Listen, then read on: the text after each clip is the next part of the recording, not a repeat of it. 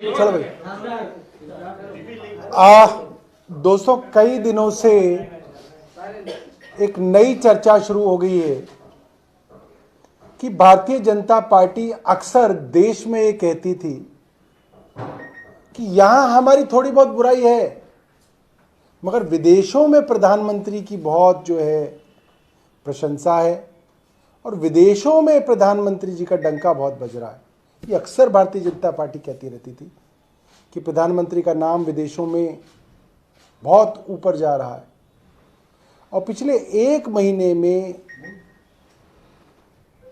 बाहर की दो बड़ी खबरें देश में आई जिन्होंने देश को हिला दिया।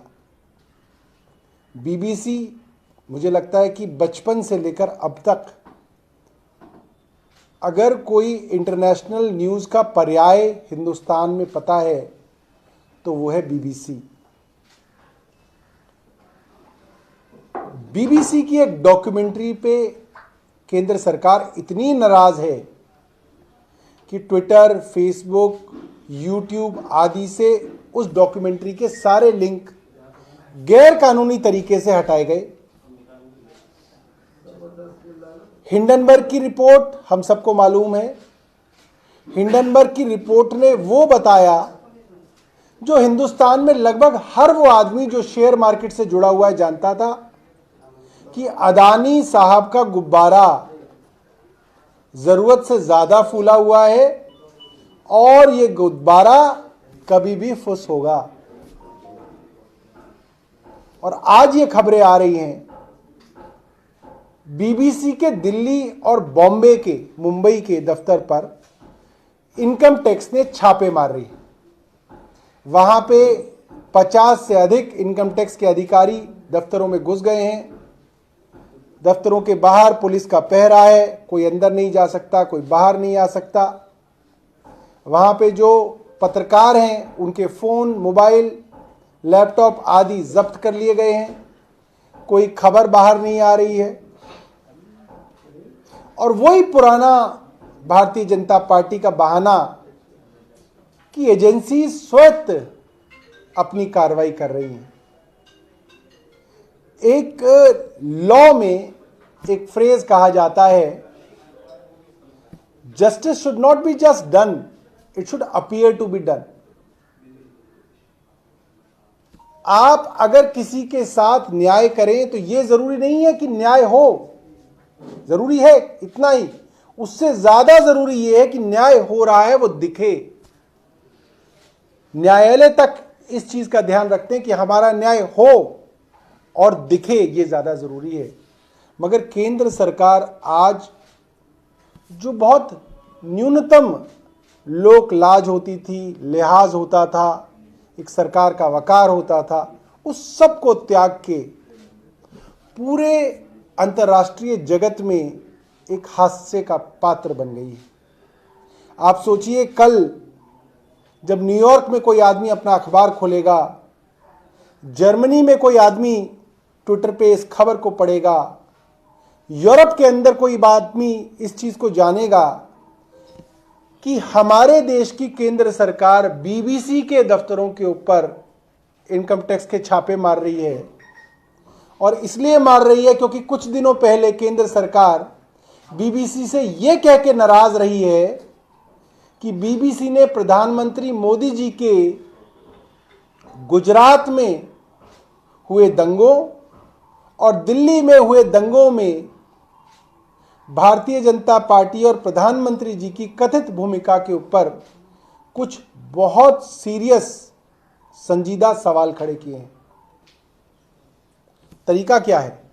अगर आपको बीबीसी की डॉक्यूमेंट्री लगती है कि वो झूठ है तो आप मुकदमा कीजिए, डिफेमेशन का उनके ऊपर मुकदमा कीजिए, आप क्रिमिनल प्रोसीडिंग्स लाइए। अगर वो एंटिटी देश की नहीं है तो भी विदेश की एंटिटी के ऊपर भी मुकदमे किए जाते हैं।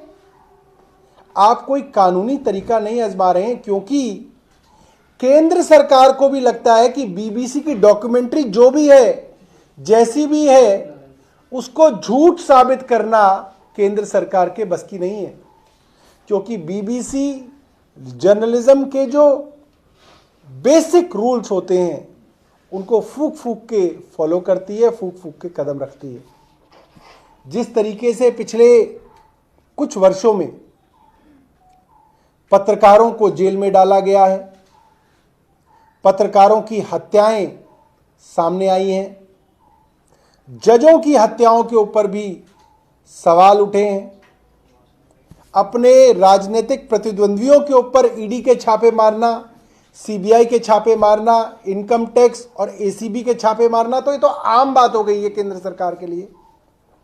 यहां तक कि अगर कोई बिजनेस रिवेलरी भी अदानी साहब की किसी बिजनेसमैन से होती है तो उस बिजनेसमैन तक पे एजेंसीज के छापे मार के, डरा धमका के मदद करने की बात भी पार्लियामेंट में कुछ दिनों से कही जा रही है।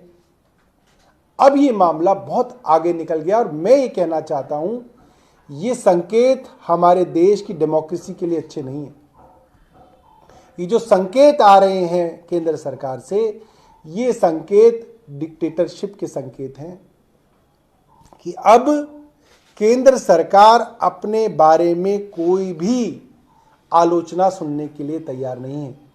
अपोजिशन आलोचना करे तो उनके ऊपर छापे मारेंगे, कोई अखबार आलोचना करे तो उसको ठीक कर दिया जाएगा।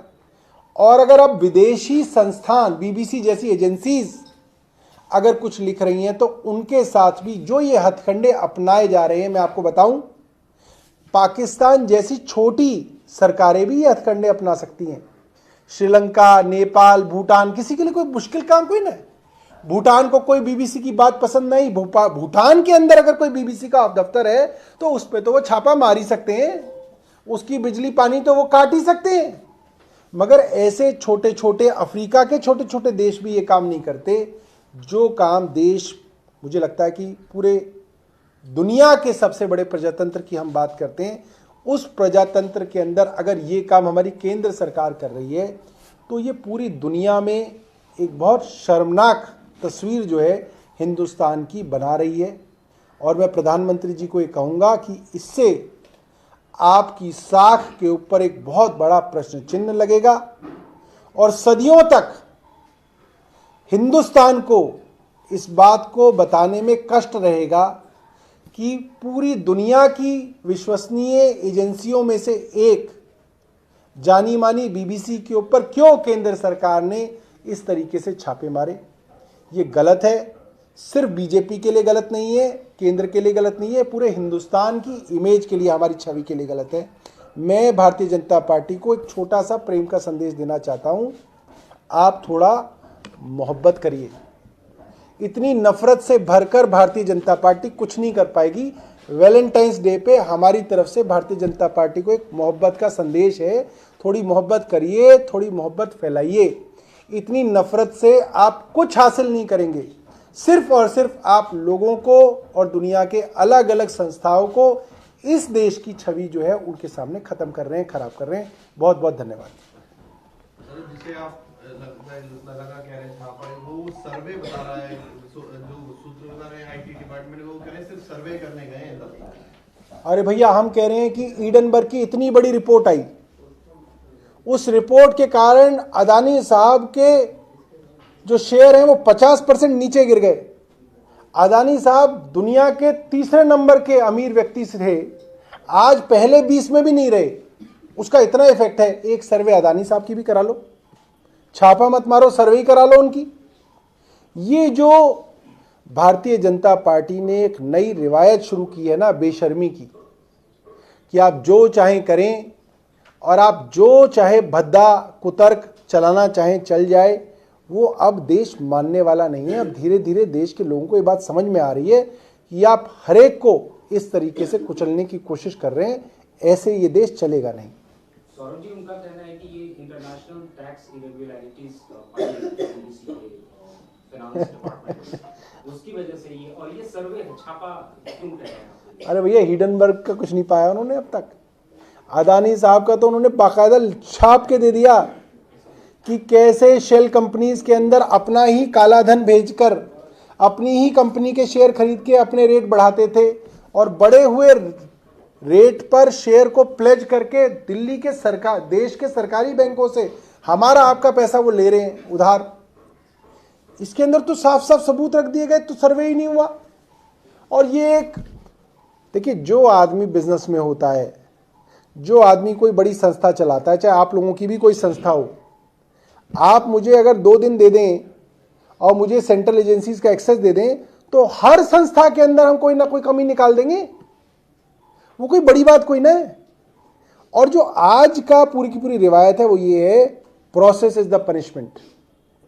कुछ साबित नहीं होता है, ईडी के छापों में कुछ साबित नहीं होता, सीबीआई के छापों में कुछ साबित नहीं होता। जो ये प्रोसेस है कि आपके दफ्तर में आ गए, सबके फोन ले लिए, अब सबके कंप्यूटर ले जाएंगे, महीनों तक उनको रखेंगे, कभी आपके एडिटर को बुलाएंगे, कभी आपके जो है प्रमोटर है उनको बुलाएंगे, सुबह बिठा के रखेंगे, रात तक बिठा के रखेंगे। यही तो है, इसी तरीके से तो हैरेस करेंगे वो आप लोगों को। हम लोगों को भी कर रहे हैं, इसलिए हमें पता है ये जो प्रोसेस है, किसी भी छोटी कमी को निकाल के उस प्रोसेस के अंदर हैरेस करना, ये केंद्र सरकार की मोडस ऑपरेंडी है। और अब ये इतना प्रेडिक्टेबल हो गया है कि ये किसी को बताने के लिए भी थोड़ी सी भी जो है लिहाज करने के लिए तैयार नहीं है। तो ओपन है, ओपन बेशर्मी है। और कोई सवाल? बहुत बहुत धन्यवाद। विकास, ये लो अपना वापस लो।